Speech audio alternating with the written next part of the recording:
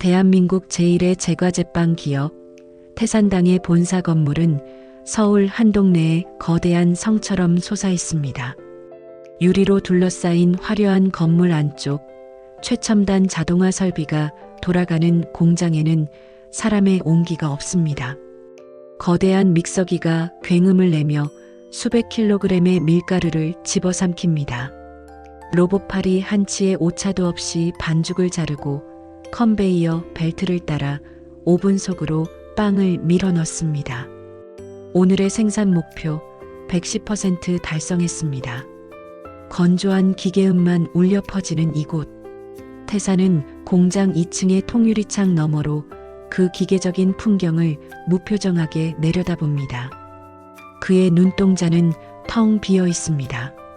평생을 밀가루 반죽과 씨름하며 거친 손마디를 훈장처럼 여겼던 진짜 제빵장인 백태산. 하지만 그의 영혼은 이미 10년 전 그 화재 사건과 함께 잿더미가 되어버렸습니다. 10년 전의 겨울이었습니다. 눈이 펑펑 내리던 그날 밤, 태산당의 제1공장 수제 제빵실에서 가스 폭발 사고가 일어났습니다. 굉음과 함께 순식간에 번진 불길은 밀가루 분진을 타고 공장 전체를 집어삼켰습니다. 그때 제빵실 안에는 태산의 유일한 피부치이자 천재 파티시에였던 34살의 딸 지수, 그리고 7살 난 어린 손녀 소라가 있었습니다. 백태산은 미친 듯이 불길 속으로 뛰어들려 했습니다.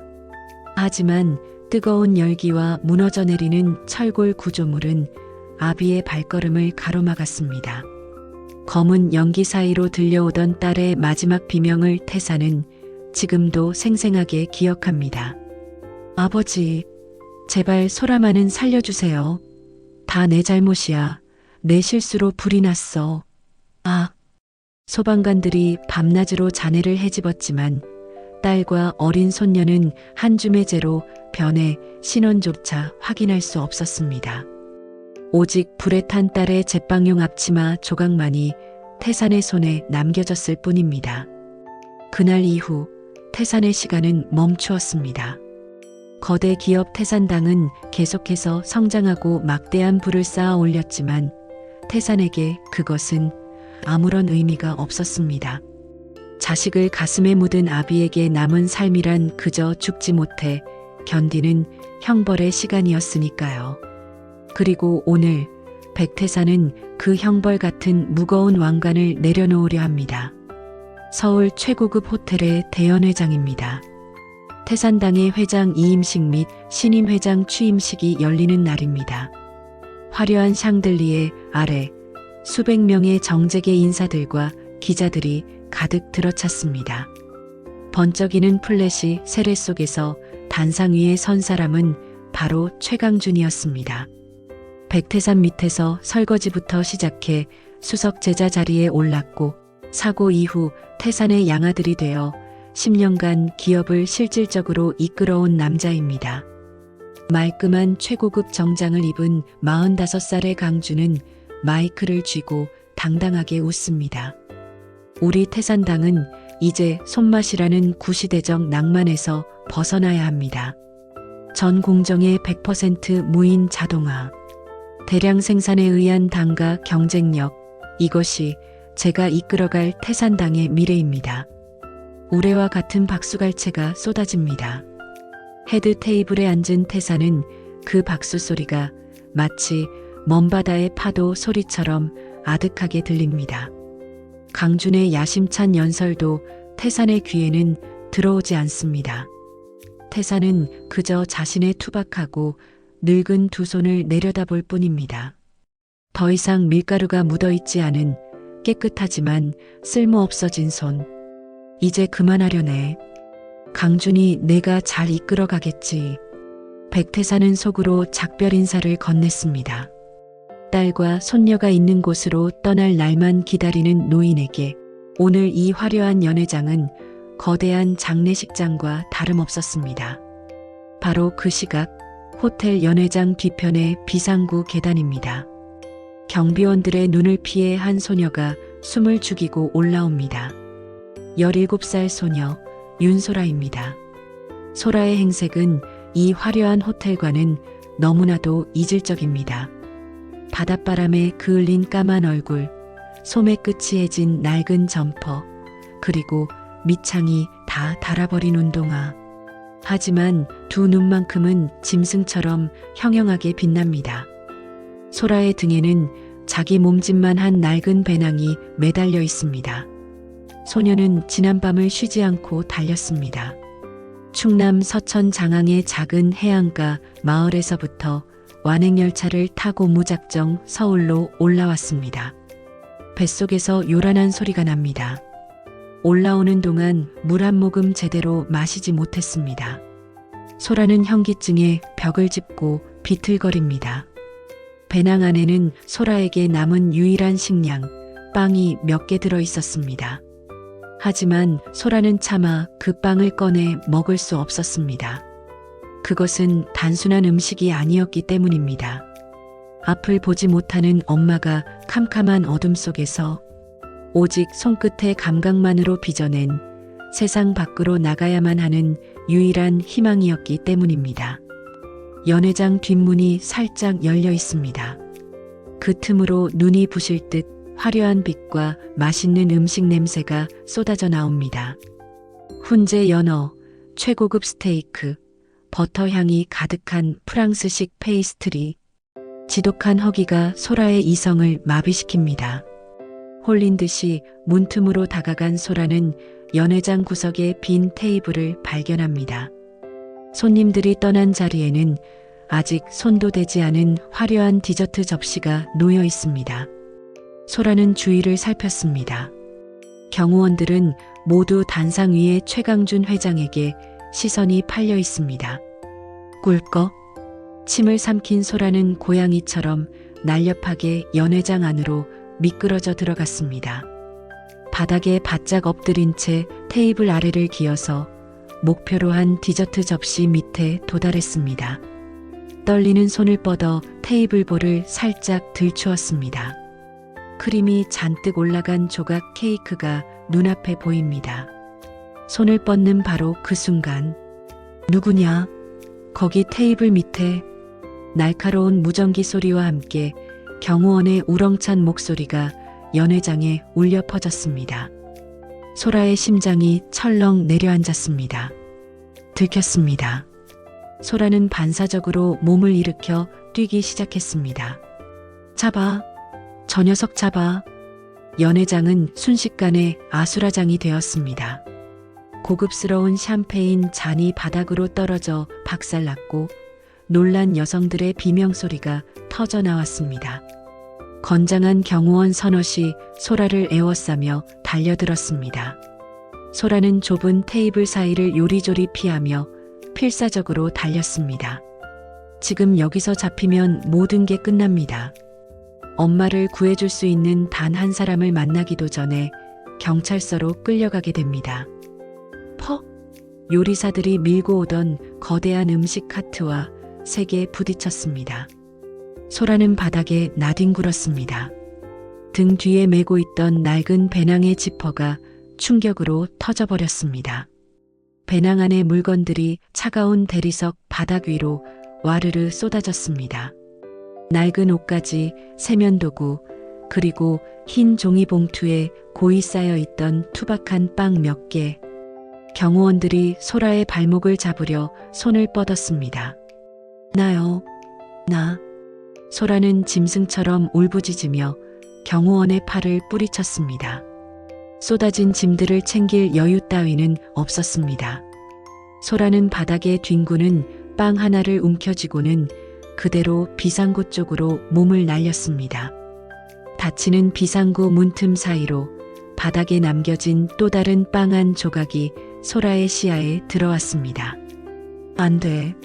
신음을 삼키며 문은 닫혔고 소라는 캄캄한 비상계단을 미친 듯이 뛰어내려갔습니다. 소란이 잦아들고 연회장에는 기묘한 정적이 흘렀습니다. 갑작스러운 불청객의 난동에 불쾌해진 하객들이 웅성거립니다. 최강준의 얼굴이 일그러졌습니다. 완벽해야 할 자신의 대관식의 거지 같은 계집애 하나가 죄를 뿌린 것입니다. 강주는 눈빛으로 호텔 지배인에게 당장 치우라는 신호를 보냈습니다. 단상 아래 헤드 테이블에 앉아있던 백태산 회장도 천천히 자리에서 일어났습니다. 소란스러움에 두통이 밀려왔습니다. 평생을 소음과 밀가루 먼지 속에서 살아온 그였지만 이제는 이 모든 소란이 지긋지긋했습니다. 먼저 일어나겠네. 뒷마무리는 자네가 알아서 하게. 강준의 만류를 뒤로하고 태사는 지팡이를 짚으며 무거운 발걸음을 옮겼습니다. 강준의 만류를 뒤로하고 태사는 지팡이를 짚으며 무거운 발걸음을 옮겼습니다. 출구를 향해 걷던 태사는 바닥에 떨어진 무언가를 미처 발견하지 못했습니다. 그것은 방금 전 그 소녀가 흘리고 간 낡은 종이봉투였습니다. 태산의 무거운 구두굽이 바닥에 놓인 봉투를 무자비하게 밟고 지나갔습니다. 투둑 소리와 함께 낡은 종이봉투가 터지며 그 안에 들어있던 빵이 으깨졌습니다. 바로 그 순간이었습니다. 불쾌한 표정으로 짓밟힌 봉투를 내려다보던 백태산의 시선이 갑자기 멈췄습니다. 찢어진 봉투 틈으로 비어져 나온 것은 아주 오래전 자신이 손수 만들던 바로 그 빵이었습니다. 겉모양은 다소 투박했지만 영락없이 기억 속에 그 빵이 분명했습니다. 백태산은 홀린 듯 천천히 허리를 굽혀 빵을 집어들었습니다. 그 순간 으깨진 빵의 단면에서 주홍빛 곶감 속살이 드러나며 훅 하고 코끝을 찌르는 은은하고도 강렬한 향기. 태산의 얼굴이 돌처럼 하얗게 굳어졌습니다. 태산은 자신의 감각을 의심했습니다. 방금 환각을 맡은 것이 분명합니다. 하지만 다시 숨을 깊게 들이마시자 이번에는 심장이 터질 것처럼 요동치기 시작했습니다. 그것은 환각이 아니었습니다. 너무나도 익숙한 뼛속 깊이 각인된 그리운 냄새, 알싸한 계피 향과 달콤한 곶감 냄새, 그리고 그 모든 것을 감싸는 은은한 야생 국화꽃 누룩의 향기였습니다. 태산의 손이 사시나무처럼 떨리기 시작했습니다. 지팡이가 바닥으로 요란한 소리를 내며 떨어졌습니다. 주변의 수행원들이 놀라 달려왔지만 태산은 그들의 부축을 거칠게 뿌리쳤습니다. 75세의 노구가 천천히, 아주 천천히 바닥으로 허물어지듯 무릎을 꿇었습니다. 구겨진 바짓단 따위는 신경 쓰이지 않았습니다. 태산은 자신이 무자비하게 밟아버린 찢어진 종이봉투 틈으로 속살을 드러낸 빵 조각을 떨리는 두 손으로 조심스럽게 감싸 쥐었습니다. 그리고 빵을 코 가까이 가져다 댔습니다. 확실했습니다. 상주에서 공수한 방건시 곶감을 꿀에 절이고 가을산에서 직접 딴 야생 국화꽃으로 사흘 밤낮 천연 누룩을 띄워야만 만들 수 있는 빵. 수많은 잣과 호두를 아낌없이 박아넣고 며칠의 정성을 쏟아부어야만 탄생하는 최고급 전통 빵, 국화 찰빵. 이토록 미련하고 복잡한 방식을 고집하며 태산의 건강을 챙겨주던 사람은 이 넓은 세상에 단 한 명뿐이었습니다. 이건 태산의 목구멍에서 짐승의 앓는 소리 같은 신음이 새어나왔습니다. 10년 전 화재 사고로 모든 자료가 타버렸고 유일하게 레시피를 알고 있던 딸 지수가 죽으면서 세상에서 영원히 사라져버린 빵. 대기업의 연구원들이 수억 원의 돈을 쏟아붓고 수백 번의 실험을 거듭해도 결코 흉내내지 못했던 기적의 발효빵이 지금 그의 손바닥 위에 으깨진 채 놓여 있었습니다. 누군가 이 빵을 구웠습니다. 누군가 살아 숨쉬며 그 복잡한 과정을 거쳐 밀가루를 반죽하고 국화꽃 누룩을 띄워 오븐에 구워냈습니다. 회장님, 왜 그러십니까? 회장님, 비서진들이 당황해 소리쳤지만 태산의 귀에는 아무것도 들리지 않았습니다. 연 회장의 화려한 불빛도 최강준의 당황한 눈빛도 그의 시야에서 사라졌습니다. 세상에는 오직 그의 두 손에 들린 으깨진 빵 한 조각, 그 황금빛 곶감 속살에서 피어오르는 지수의 채취뿐이었습니다. 살아있어. 태산의 핏기 없는 입술이 파르르 떨렸습니다. 10년 동안 말라붙었던 노인의 눈에서 굵은 눈물방울이 툭, 툭, 빵 위로 떨어져 내렸습니다. 살아있어. 내 딸이 지수가 살아있어. 서울 도심 한복판, 최고급 호텔의 연회장. 바닥에 엎드린 백태산 회장은 아이처럼 엉엉 소리내어 울기 시작했습니다. 그것은 10년간 품고 있던 지옥 같은 자책감을 토해내는 절규이자 죽은 줄로만 알았던 피부치를 향한 맹렬한 그리움의 폭발이었습니다. 그날 모든 것이 끝났다고 생각했던 노인의 인생이 다시 움직이기 시작했습니다. 10년의 침묵을 깨고 날아온 황금빛 곶감 찰빵 한 조각의 기적. 태산은 으깨진 빵을 가슴에 품고 소녀가 도망친 비상구 쪽을 향해 피 끓는 눈빛을 번뜩였습니다. 기다려라. 아비가 간다. 이번엔 결코 너를 놓치지 않으마. 태산당의 새로운 역사를 선포하던 화려한 잔칫날.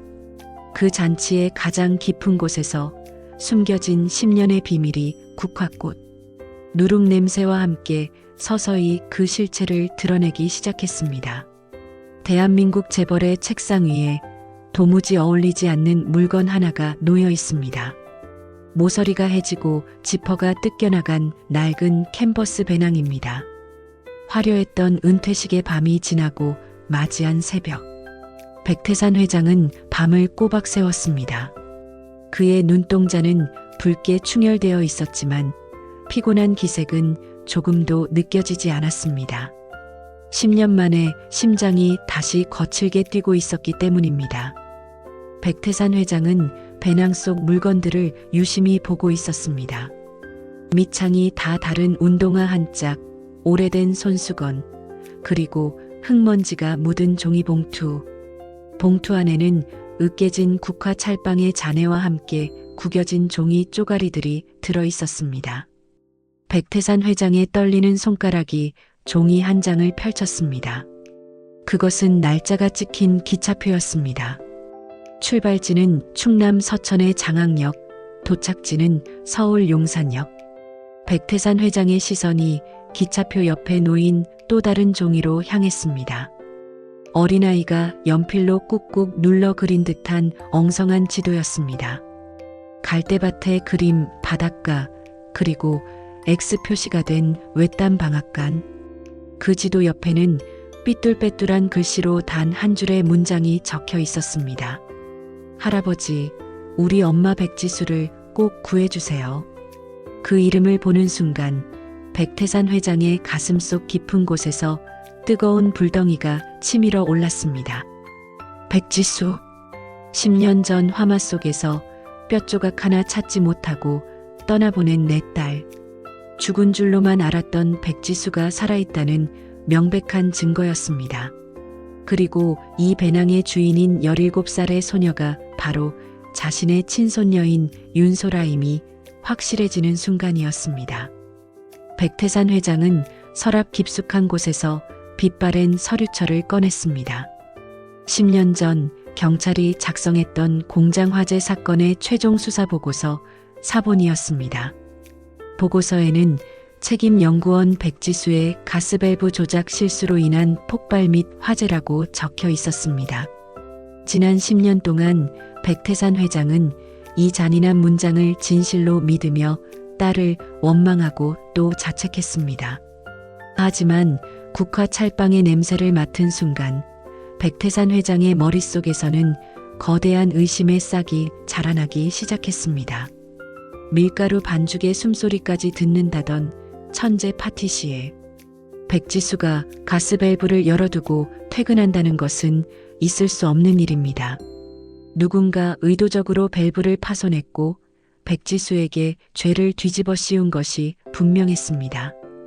그리고 그날 밤의 화재로 가장 큰 이득을 본 사람은 백태산 회장의 하나뿐인 양아들이자 현재 태산당의 최고 권력자가 된 최강준 회장이었습니다. 백태산 회장은 인터폰을 들었습니다. 박 실장, 지금 당장 내 서재로 들어오게. 아무도 모르게. 30년을 백태산 회장의 그림자로 살아온 신복 비서실장이 들어왔습니다. 백태산 회장은 낮은 목소리로 명령했습니다. 10년 전 화재 직후부터 최강준 회장이 매입했던 스위스 은행의 개인 금고를 조사하기에 그 안에 10년 전 사건의 진실이 들어있을 거야. 그리고 최강준 회장보다 먼저 어제 호텔에서 도망친 그 아이를 찾아내. 내 목숨을 걸고 찾아. 명심하겠습니다, 회장님. 박 실장이 서재를 빠져나간 뒤 백태산 회장은 구겨진 기차표를 가슴에 품었습니다. 아직 늦지 않았습니다. 반드시 진실을 밝혀내고 내 피부치들을 집으로 데려올 것입니다. 같은 시각 서울역 광장은 차가운 겨울바람이 몰아치고 있었습니다. 수많은 인파 속에서 잔뜩 움츠린 채 배회하는 소녀 윤소라가 있었습니다. 배낭을 잃어버린 윤소라는 한겨울에 얇은 점퍼 하나에 의지에 떨고 있었습니다. 이틀을 꼬박 굶은 탓에 뱃속은 텅 비었고 머리는 어지러웠습니다. 지나가는 사람들에게 10년 전 뉴스에 나왔던 태산당 백태산 회장의 행방을 묻고 싶었지만 두려움이 앞섰습니다. 저기 있다. 쟤야. 누군가의 날카로운 외침에 윤소라의 심장이 덜컥 내려앉았습니다. 검은색 승합차에서 내린 건장한 사내 서너시 윤소라를 향해 달려오고 있었습니다. 최강준 회장이 풀어놓은 사냥개들이었습니다. 최강준 회장 역시 어제 연회장에서 벌어진 소동을 보고 10년 전 자신이 묻어버린 비밀이 다시 수면 위로 떠오르고 있음을 직감했던 것입니다. 윤소라는 젖먹던 힘까지 짜내어 뛰기 시작했습니다. 서울역의 복잡한 지하도를 가로지르고 미로 같은 골목길로 숨어들었습니다. 숨이 턱 끝까지 차올랐습니다. 더 이상 달릴 힘이 남아있지 않았습니다. 막다른 골목에 몰린 윤소라의 뒤로 검은 양복을 입은 사내들이 비릿한 웃음을 지으며 다가왔습니다. 얌전히 가자, 꼬마야. 회장님이 너를 아주 애타게 찾으시거든. 사내의 굵은 손이 윤소라의 목덜미를 낚아채려던 바로 그 순간이었습니다. 끽. 날카로운 타이어 마찰음과 함께 최고급 검은색 세단 한 대가 골목을 막아섰습니다. 차 문이 열리고 박 비서실장과 태산당 본사 경호원들이 쏟아져 내렸습니다. 순식간에 상황이 역전되었습니다. 최강준 회장의 사내들은 압도적인 경호원들의 숫자에 눌려 뒷걸음질을 쳤습니다. 뒷좌석의 창문이 천천히 내려갔습니다. 그 안에는 백태산 회장이 앉아 있었습니다. 백태산 회장의 눈빛이 겁에 질린 윤소라의 얼굴에 머물렀습니다. 10년 전 7살이었던 어린 손녀의 얼굴이 스쳐 지나갔습니다. 바들바들 떨고 있는 윤소라를 향해 백태산 회장은 문을 열고 손을 내밀었습니다. 내가 소라니? 이 하랩이 모르겠어? 그 목소리는 세상 그 어떤 말보다 따뜻했습니다. 하랩이라는 단어를 듣자마자 윤소라의 다리에서 힘이 풀렸습니다. 윤소라는 그대로 백태산 회장의 품으로 쓰러졌습니다. 윤소라가 다시 눈을 뜬 곳은 백태산 회장의 저택, 따뜻한 식탁 앞이었습니다. 눈앞에는 모락모락 김이 나는 소고기 무국과 갓 지은 쌀밥, 그리고 노릇노릇하게 구워진 생선이 차려져 있었습니다. 백태산 회장은 아무 말 없이 윤소라의 손에 따뜻한 숟가락을 쥐어주었습니다. 윤소라는 눈물을 뚝뚝 흘리며 국물을 떠먹었습니다. 서러웠던 며칠의 기억이 따뜻한 국물과 함께 녹아내렸습니다. 백태산 회장은 생선 가시를 정성스럽게 발라 윤소라의 밥숟가락 위에 올려주었습니다. 대한민국 최고의 갑부가 아닌 그저 손녀를 먹이는 평범한 할아버지의 모습이었습니다. 식사를 마친 후 백태산 회장은 윤소라를 저택의 지하로 데리고 내려갔습니다. 그곳에는 거대한 철문으로 굳게 닫혀있던 비밀 제빵실이 있었습니다. 10년 동안 단 한 번도 불을 켜지 않았던 곳. 백지수가 사고를 당한 후 백태산 회장이 봉인해버린 고통의 공간이었습니다. 밀가루와 버터, 각종 견과류와 천연 누룩이 작업대 위에 준비되어 있었습니다. 백태산 회장은 윤소라에게 검은 안대를 건넸습니다. 내가 정말 내 손녀라면, 그리고 내 어미 백지수가 살아있다면 이 밀가루 속에서 그 증거를 찾아내보거라. 잔인한 시험 같았지만 이것은 백태산 회장이 스스로의 확신을 굳히기 위한 마지막 관문이었습니다. 윤소라는 말없이 안대로 두 눈을 가렸습니다. 시각이 차단되자 윤소라의 후각과 촉각은 야생동물처럼 예민하게 깨어났습니다. 윤소라의 작은 손이 밀가루 속으로 들어갔습니다. 손가락 끝으로 밀가루의 입자를 느끼며 수분감을 측정했습니다. 그 모습은 마치 10년 전 백지수가 밀가루와 대화를 나누던 모습과 완벽하게 똑같았습니다. 윤소라는 거침없이 재료를 배합하기 시작했습니다. 차가운 버터의 온도를 손의 체온으로 미세하게 녹이고 상주산 방건시 곶감의 씨를 바른 후 야생 국화꽃 누룩을 정확한 비율로 섞어 넣었습니다. 계량기 하나 없이 오직 감각만으로 반죽을 치대는 윤소라의 이마에 송골송골 땀이 맺혔습니다. 반죽을 공중으로 던지고 바닥에 내려치는 리듬, 반죽의 탄력을 확인하기 위해 손가락으로 꾹 찔러보는 벌이까지. 윤소라의 모든 몸짓은 죽은 백지수의 복사본이었습니다. 침묵 속에서 오직 반죽이 숨을 쉬는 소리만 제빵실을 채웠습니다. 이윽고 윤소라의 손끝에서 둥글게 빚어진 반죽이 오븐 속으로 들어갔습니다. 기다림의 시간. 이내 오븐 속에서 구수한 냄새가 피어오르기 시작했습니다. 알싸한 계피향, 달콤한 곶감 냄새, 그리고 은은한 국화꽃 누룩의 향기. 땡! 경쾌한 소리와 함께 오븐의 문이 열렸습니다. 윤소라가 안대를 벗었습니다. 작업대 위에는 김이 모락모락 나는 투박하지만 완벽한 황금 곶감 국화 찰빵이 놓여 있었습니다. 백태산 회장은 각 구워진 뜨거운 빵을 맨손으로 반으로 갈랐습니다.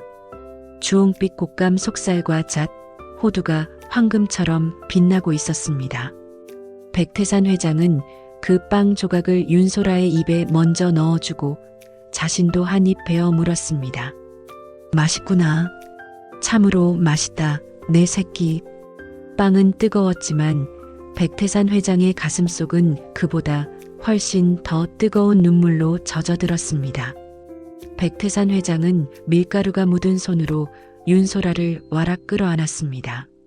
두 사람의 오열이 10년 동안 멈춰있던 제빵실을 가득 채웠습니다. 핏줄은 속일 수 없었습니다. 이 아이는 자신의 하나뿐인 손녀가 맞았고 10년 동안 매일 밤 꿈속에서 그리워했던 딸 백지수가 살아있음이 확실해졌습니다. 백태산 회장은 윤소라가 가져온 엉성한 지도를 작업대 위에 펼쳤습니다. 지도를 짚는 백태산 회장의 손가락에는 더 이상의 망설임이나 두려움은 없었습니다. 오직 가족을 되찾겠다는 맹렬한 투지뿐이었습니다. 소라야, 짐을 챙기거라. 백태산 회장이 윤소라의 눈물을 다정하게 닦아주며 말했습니다. 너희 집으로 가자. 우리 지수를, 내 어미를 데리러 갈 시간이다. 10년의 어둠을 뚫고 할아버지와 손녀의 간절한 반격이 마침내 시작되었습니다. 다음 날 아침이면 두 사람은 윤소라의 엄마 백지수가 갇혀있는 안개 낀 바닷가 마을로 향할 것입니다.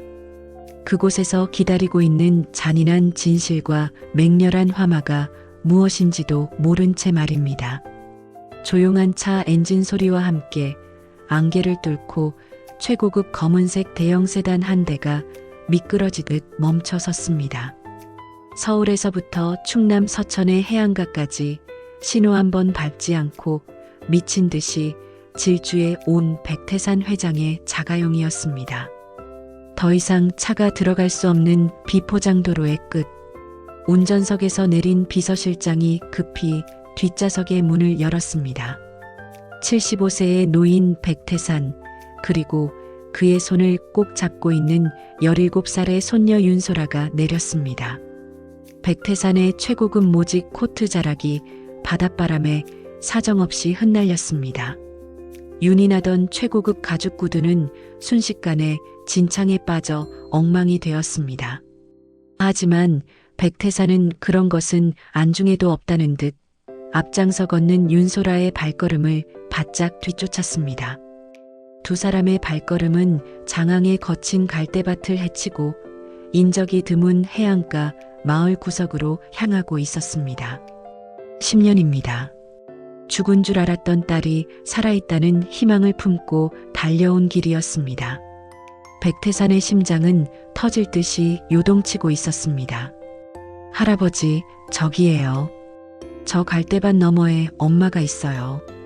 윤소라가 가리킨 곳에는 바닷가 절벽 끝 금방이라도 무너질 듯 위태롭게 서 있는 낡은 슬레이트 건물이 보였습니다. 창문이라는 창문은 모두 두꺼운 합판으로 막혀 있어 안에서는 바깥의 빛 한 줄기조차 볼 수 없는 감옥 같은 구조였습니다. 저는 사흘 전밤에 빵을 가지러 온 감시자들이 술에 취해 조는 틈을 타서 저기 지붕 밑에 깨진 환풍구 틈으로 겨우 빠져나왔어요. 하지만 앞이 안 보이는 엄마는 저기로 못 나와요. 유일한 출구인 정문은 밖에서 항상 저렇게 잠겨 있거든요. 소라의 말대로 육중한 철문에는 성인 주먹만 한 자물쇠가 굳게 채워져 있었습니다. 밖에서 누군가 열어주지 않으면 안에서는 절대 나올 수 없는 구조. 백태산은 떨리는 손으로 차가운 자물쇠를 부여잡았습니다. 틈새로 고소하게 구워지는 밀가루 냄새, 시큼하면서도 달콤한 천연 누룩의 향기가 새어나오고 있었습니다.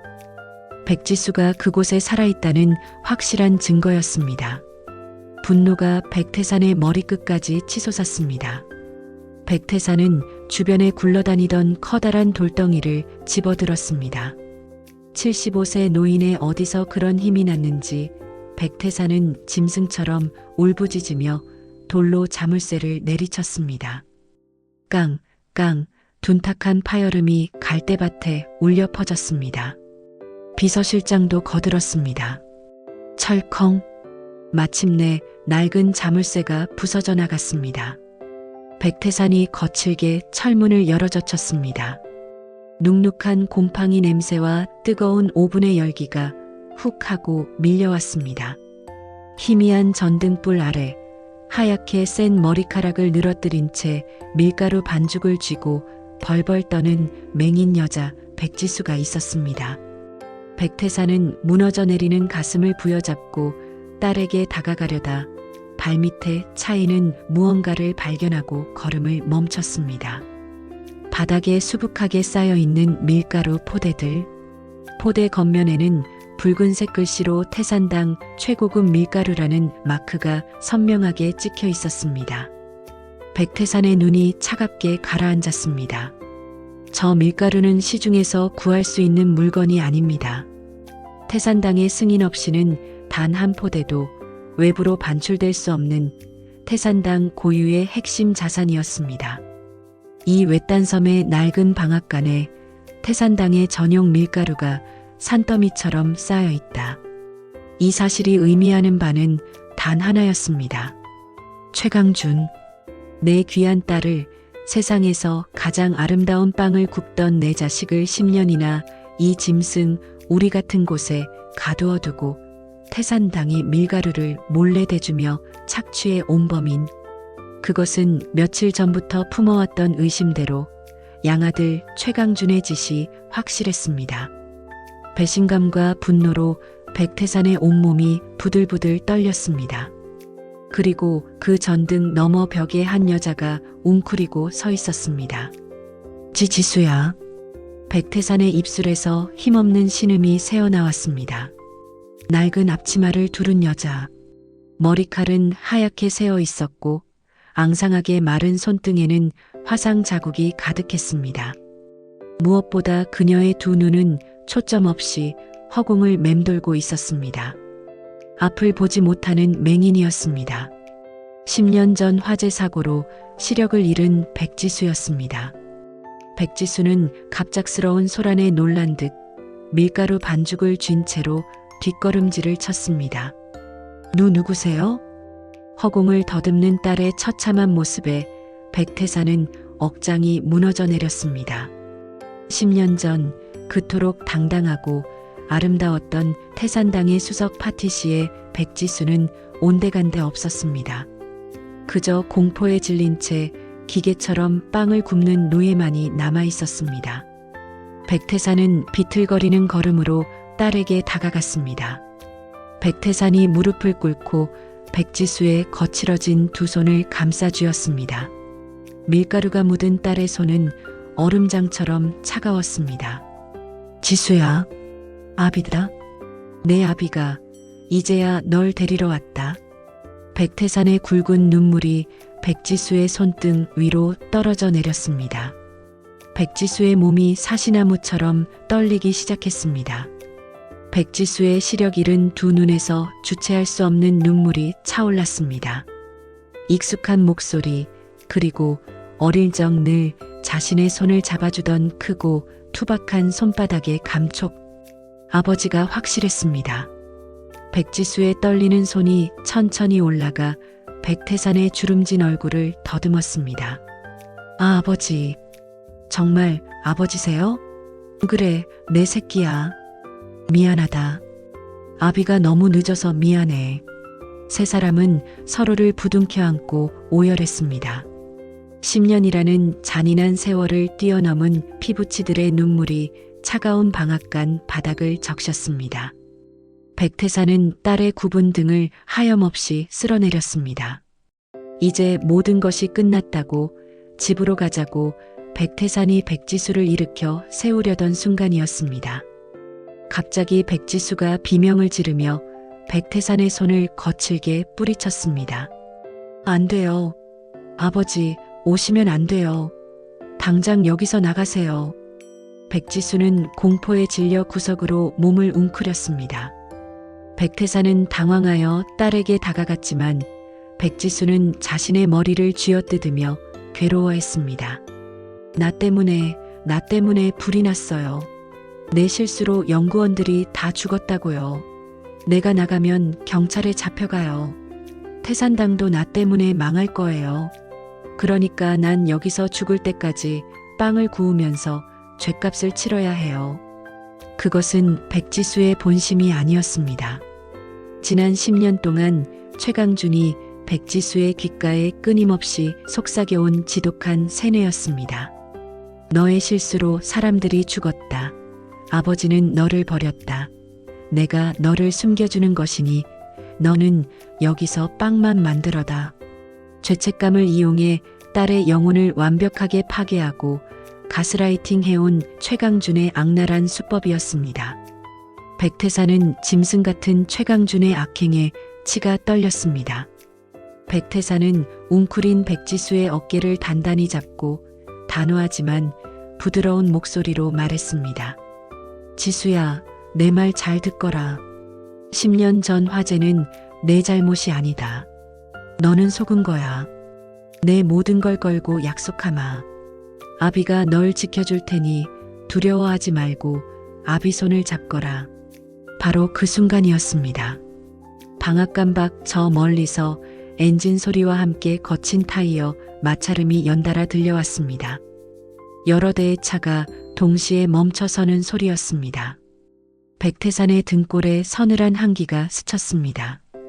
백태산이 본능적으로 백지수와 윤소라를 자신의 등 뒤로 숨겼습니다.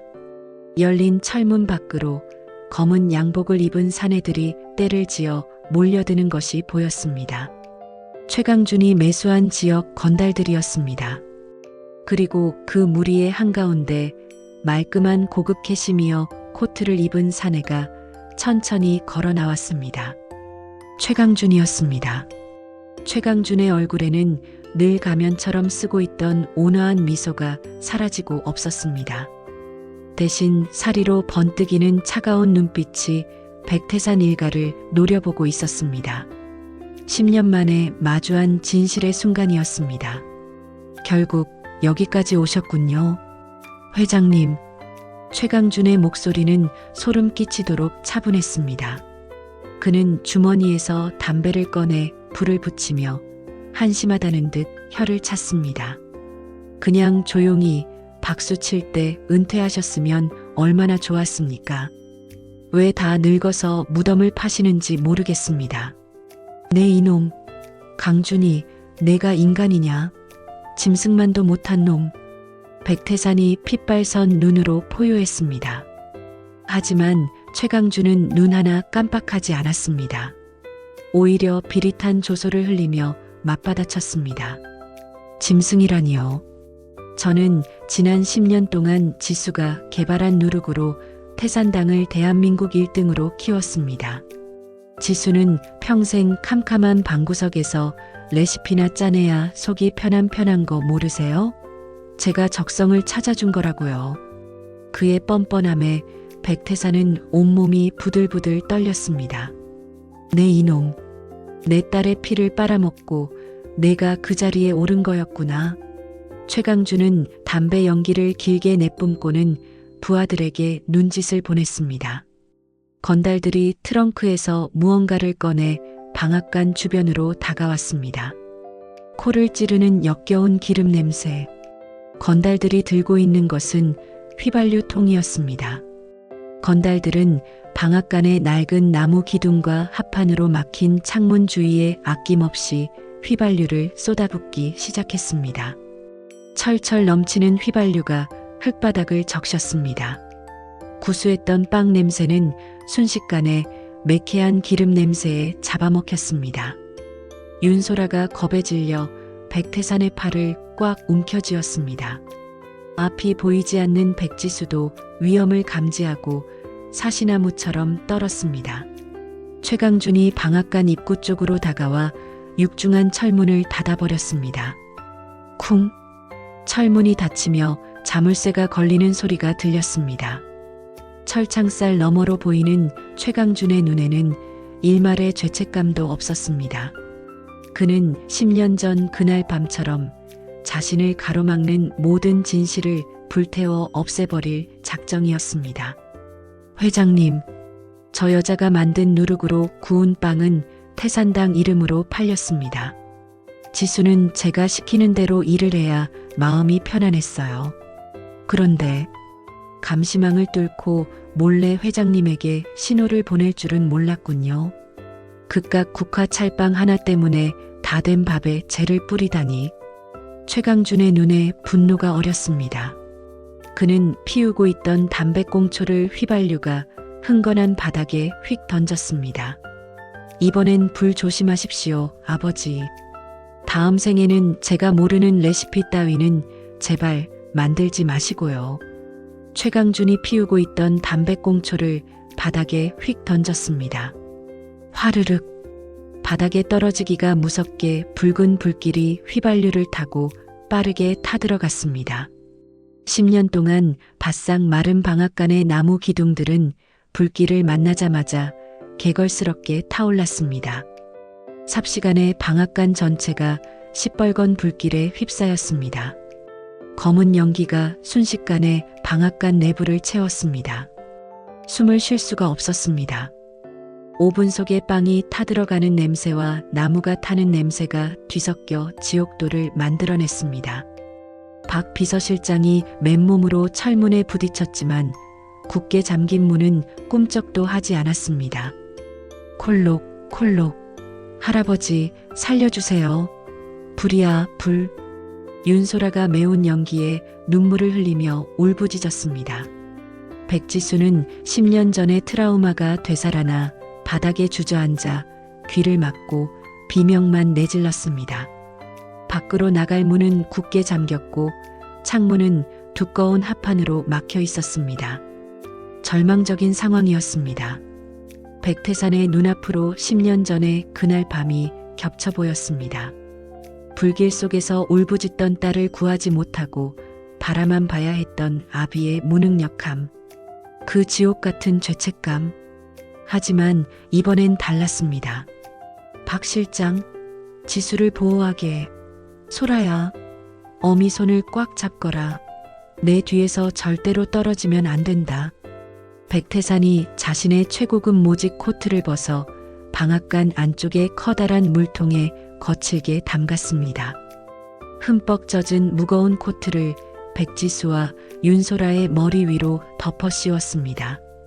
그리고 백태산은 곁에 있던 밀가루 포대를 들어 올려 불길이 치솟는 합판 창문을 향해 맹수처럼 몸을 던졌습니다.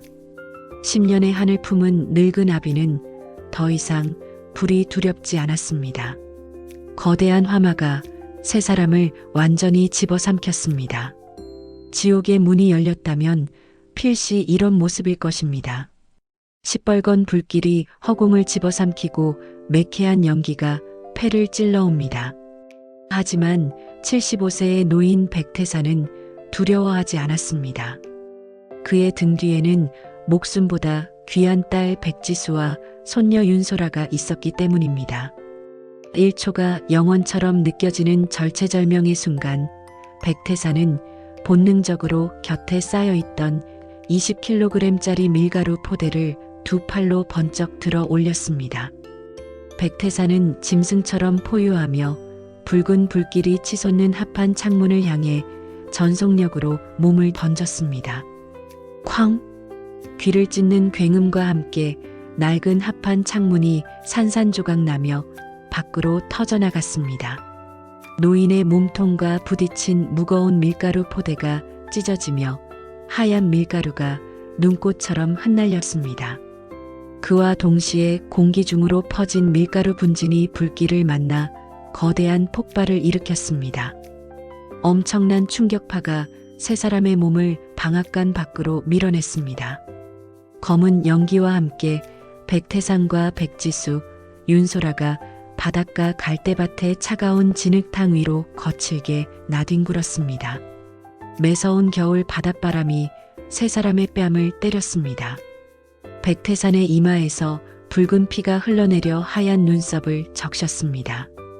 백태산이 자신의 코트로 감싸 보호한 백지수와 윤소라는 매운 연기를 들이마시고 격렬하게 기침을 토해냈지만 기적적으로 화상은 피했습니다.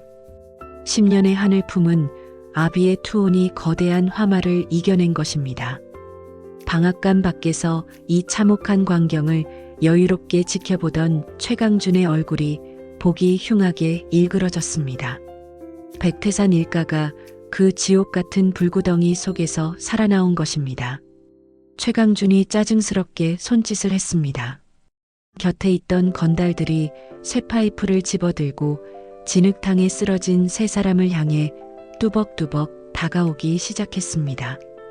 어떻게든 여기서 백태산의 숨통을 끊어 놓아야 했습니다. 최강준 역시 바닥에 떨어진 쇠파이프 하나를 쥐고 백태산의 얼굴을 향해 걸어갔습니다. 살기가 등등한 최강준의 그림자가 가쁜 숨을 몰아쉬는 백태산의 얼굴 위로 드리워졌습니다. 윤소라가 할아버지를 보호하기 위해 앞을 가로막으며 날카로운 비명을 질렀습니다. 바로 그 순간이었습니다. 요란한 사이렌 소리가 장항 해안가의 고요를 산산조각 냈습니다. 꼼짝 마라. 경찰이다. 무기 버리고 다 엎드려. 갈대밭 너머로 10여 대의 경찰차와 소방차가 경광등을 번쩍이며 밀려들고 있었습니다. 박 비서실장이 방앗간 철문이 잠긴 직후 필사적으로 그곳을 빠져나가 긴급 호출한 서천 경찰서에 기동 타격되었습니다. 중무장한 경찰들이 순식간에 불타는 방앗간 주변을 겹겹이 포위했습니다.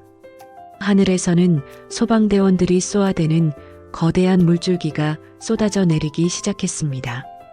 최강준의 건달들은 압도적인 경찰 병력 앞에 들고 있던 무기를 털썩 버리고 그 자리에 무릎을 꿇었습니다. 경찰들이 일제히 달려들어 건달들의 손목에 수갑을 채웠습니다. 최강준은 들고 있던 쇠파이프를 바닥에 힘없이 떨어뜨렸습니다. 포위망이 좁혀왔지만 그의 눈에는 여전히 오만함이 서려 있었습니다. 오히려 깔끔한 캐시미어 코트 자락에 묻은 먼지를 툭툭 털어내며 다가오는 형사들에게 당당하게 양팔을 내밀었습니다. 가시죠. 변호사 올 때까지 묵비권 행사하겠습니다. 최강준은 믿고 있었습니다. 10년 전 화재 사고의 진짜 진실도 백지수를 10년 동안 가두고 천연 누룩을 착취한 물적 증거도 이미 불타는 방앗간과 함께 세상에서 깨끗하게 지워지고 있다고 생각했습니다. 죽은 자는 말이 없고 눈먼 백지수는 10년의 세월 동안 자신이 불을 낸 범인이라 굳게 믿고 있었습니다. 대한민국 최고의 변호인단을 꾸린다면 이깟 감금 혐의쯤은 몇 년의 집행유예로 가볍게 빠져나갈 자신이 있었습니다. 경찰차에 오르는 최강준의 입가에 비릿한 미소가 맴돌았습니다.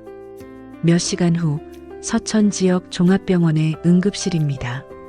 소란스러움이 가라앉은 하얀 커튼 뒤 백태사는 이마에 하얀 붕대를 감은 채 침대 곁을 지키고 있었습니다.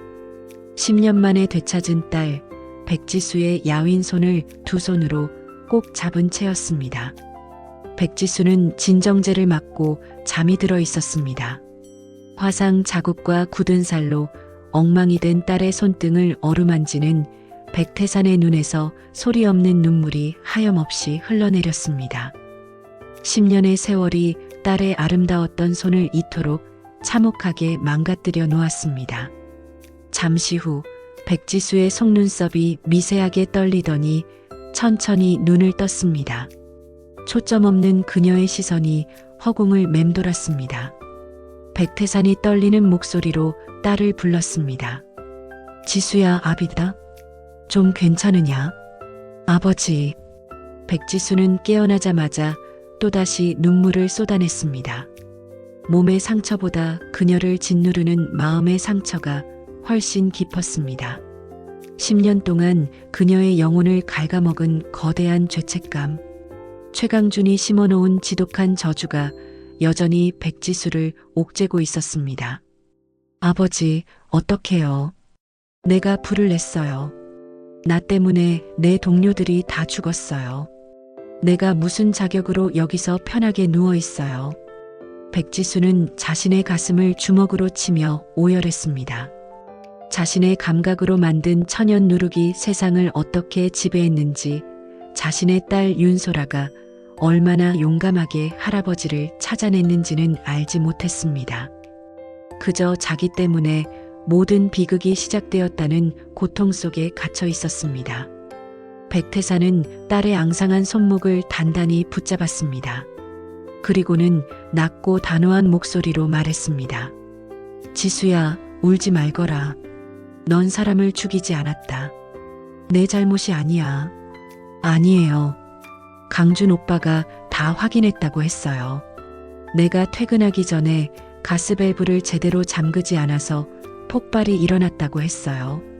최강준, 그 짐승 같은 놈이 너를 속인 것이다.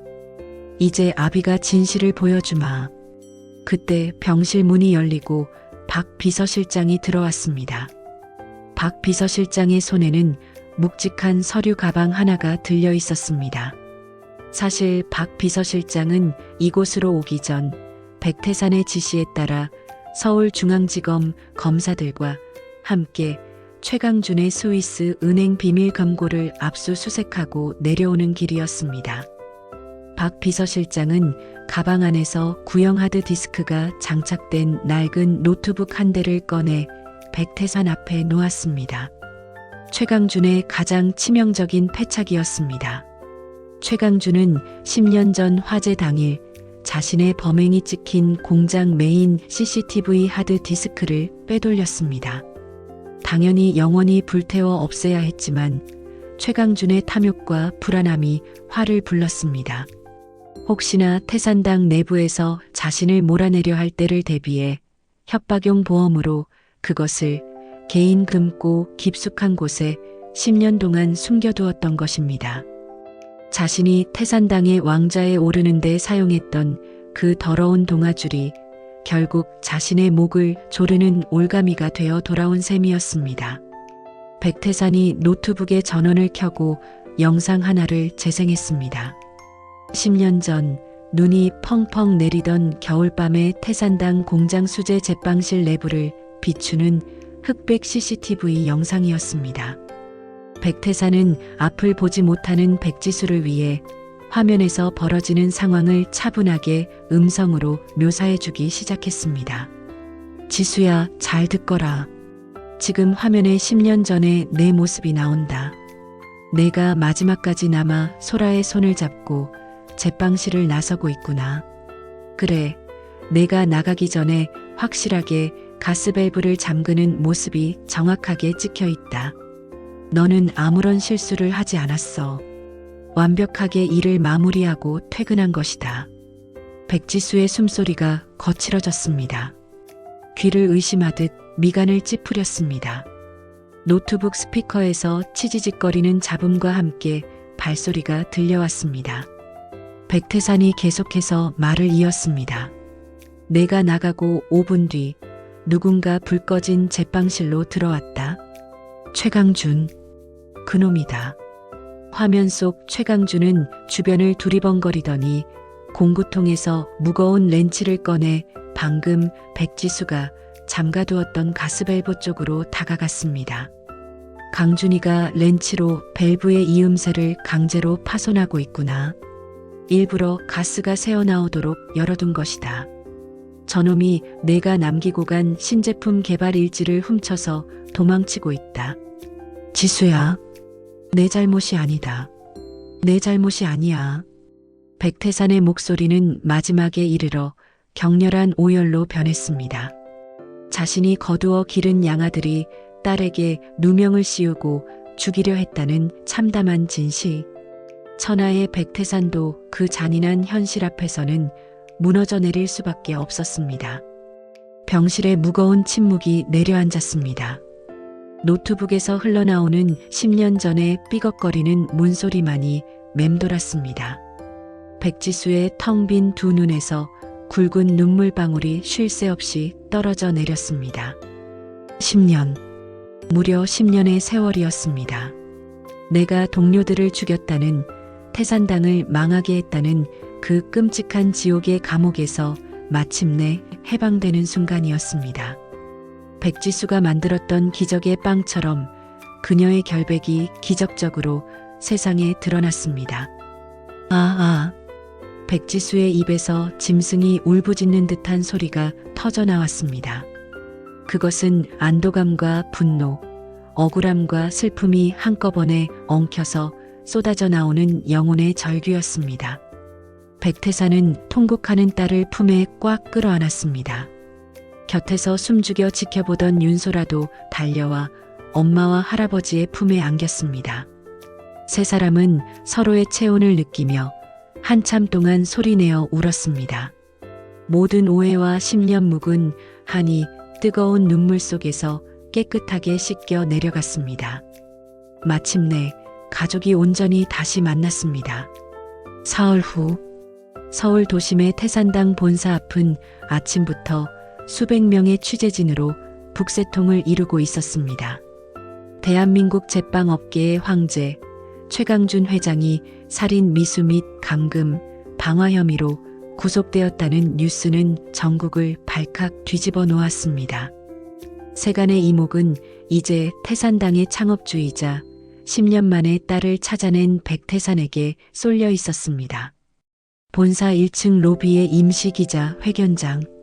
수많은 카메라 플래시가 번쩍이는 단상 위로 이마에 붕대를 감은 백태산이 지팡이를 짚고 천천히 올라섰습니다. 수천억 원의 자산 가치를 지닌 대기업의 총수였지만 오늘 그의 얼굴은 그 어느 때보다 결연했습니다. 백태산은 손에 쥐고 있던 사퇴 성명서를 내려다보았습니다. 최강준의 악행을 폭로하고 그 대가로 평생을 바친 기업을 사회에 환원하기 위한 마지막 결단이었습니다.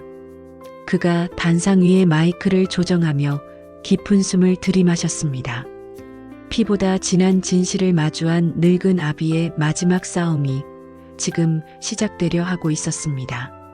가장 위대한 승리는 때로 모든 것을 내려놓는 순간에 찾아옵니다. 서울 도심 태산당 본사 로비에 마련된 임시 기자 회견장입니다. 수백 개의 카메라 플래시가 하얀 은하수처럼 쏟아져 내립니다. 그 눈부신 빛의 한가운데 백태산 회장이 서 있습니다. 평생을 바쳐 쌓아 올린 철옹성 같은 기업입니다. 제빵업계 1위라는 타이틀, 수천억 원이 넘는 재산, 그리고 사회적인 명성. 보통의 사람이라면 결코 포기할 수 없는 거대한 권력이 백태산 회장의 발밑에 놓여 있었습니다. 하지만 마이크를 움켜쥔 노인의 손에는 한치의 미련도 떨림도 없었습니다. 오늘부로 저 백태산은 태산당의 회장직에서 정격 사퇴합니다. 기자 회견장에 무거운 침묵이 내려앉았습니다. 백태산 회장의 목소리는 차분했지만 거대한 바위처럼 묵직한 울림이 있었습니다. 백태산 회장은 10년 전 화재 사고의 추악한 진실을 세상에 낱낱이 공개했습니다.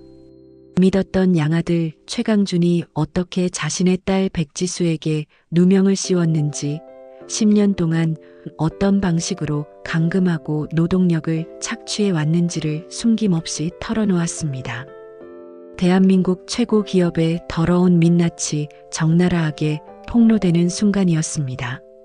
기자들의 타자치는 소리가 빗소리처럼 격렬하게 울려 퍼졌습니다. 백태산 회장은 자신이 보유한 태산당의 모든 주식과 사재를 과거 화재 사고의 유가족들과 사회에 전액 환원하겠다고 선언했습니다.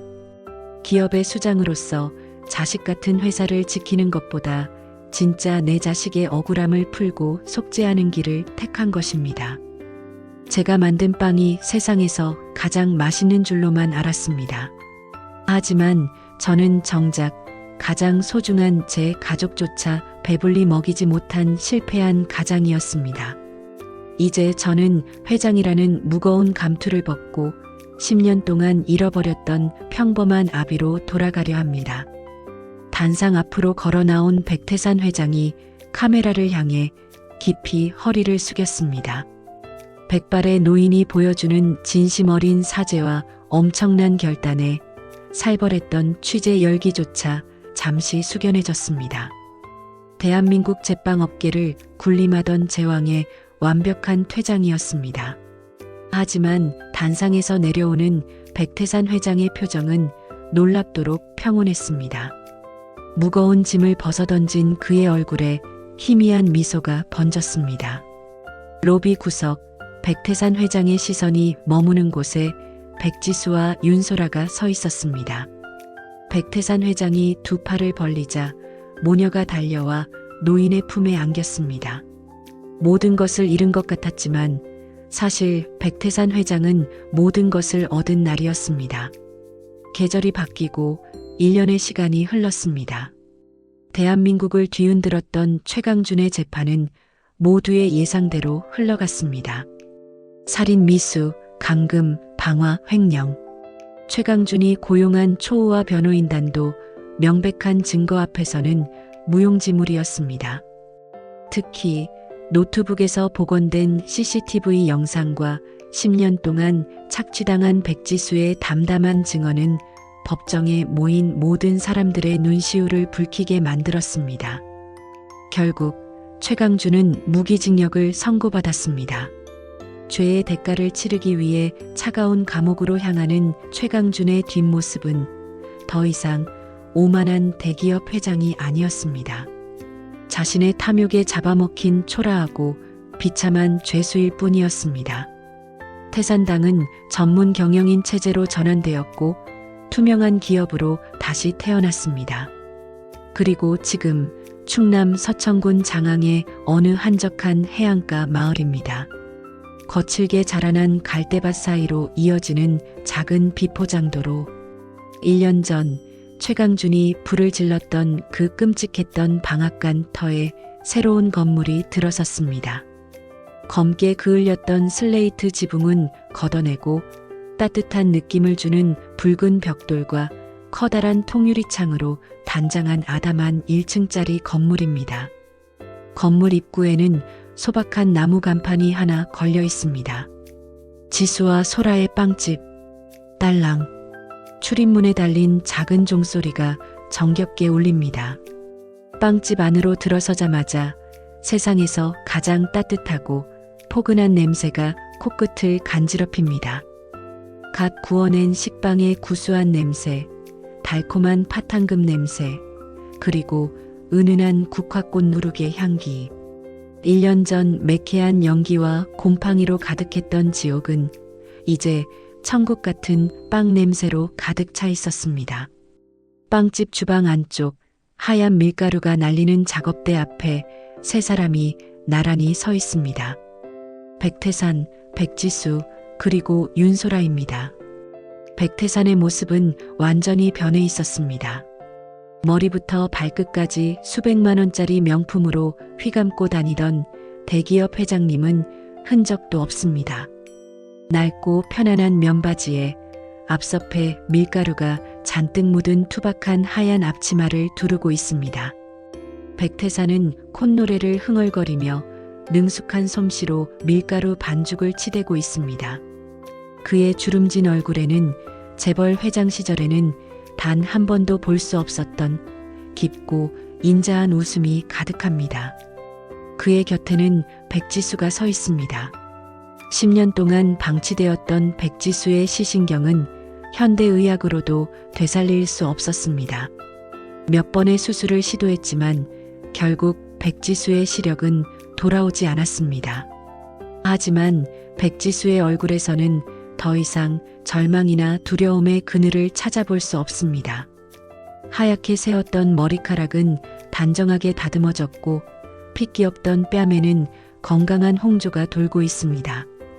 백지수는 눈을 감은 채 손끝의 감각만으로 빵의 모양을 빚고 있습니다. 상주에서 공수한 방건시 곶감의 씨를 바르고 잘게 부순 호두와 잣을 섞어 소를 만듭니다. 그 손놀림은 한치의 오차도 없이 우아하고 정확합니다. 백지수에게 어둠은 더 이상 감옥이 아니었습니다. 사랑하는 가족의 온기, 곁에서 들려오는 윤소라의 웃음소리, 그리고 따뜻한 반죽의 감촉만으로도 백지수의 세상은 충분히 빛나고 있었습니다. 엄마, 여기 국화 누룩 반죽 대령이요. 주방 안으로 윤소라의 활기찬 목소리가 울려 퍼졌습니다. 윤소라는 이제 단정한 교복을 입은 18살의 평범한 여고생이 되었습니다. 해지던 낡은 점퍼 대신 깨끗한 교복을 입고 달아빠진 운동화 대신 예쁜 단화를 신었습니다. 학교를 마치고 돌아온 윤소라가 가방을 던져놓고 곧장 앞치마를 두른 채 엄마 곁으로 다가왔습니다. 윤소라의 손에는 노란빛이 감도는 반죽 덩어리가 들려 있습니다. 가을산에서 직접 딴 야생 국화꽃을 지식여 사흘 밤낮으로 발효시킨 백태산 일가만의 전설적인 비밀 병기였습니다. 윤소라는 할아버지와 엄마가 가진 천재적인 후각과 촉각을 완벽하게 물려받았습니다. 이제는 눈을 가리지 않아도 빵의 발효 상태를 귀신같이 알아맞히는 어엿한 견습 파티시에였습니다. 오냐, 우리 소라 솜씨 한번 볼까? 향기가 아주 기가 막히구나. 국화향이 깊으면서도 끝맛이 깔끔해. 백태산이 반죽의 냄새를 깊이 들이마시며 흐뭇하게 웃었습니다. 백지수도 딸의 목소리가 들리는 쪽을 향해 환하게 미소 지었습니다. 그럼요, 누구 손녀인데요? 우리 소라가 이제는 저보다 반죽을 더 잘 치대는걸요. 헤헤, 엄마도 참. 할아버지, 이 황금곶감 국화 찰빵, 오늘 저녁에 동네 경로당 할머니들께 가져다 드려도 되죠? 되고 말고. 빵은 원래 나눠 먹어야 제일 맛있는 법이다. 넉넉하게 구워내자꾸나. 세 사람은 작업대 앞에 나란히 서서 황금곶감 국화 찰빵을 빚기 시작했습니다. 아무런 대화가 없어도 좋았습니다.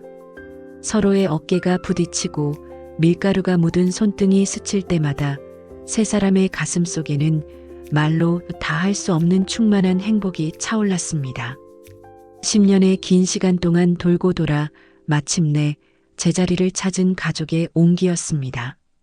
어느덧 해가 뉘엿뉘엿 저물고 장항의 바닷가 마을에 붉은 노을이 내려앉았습니다. 빵집의 거대한 오븐 문이 열렸습니다. 훅 하고 터져나오는 뜨거운 열기와 함께 윤기가 자르르 흐르는 황금곶감 국화 찰빵 수십 개가 모습을 드러냈습니다.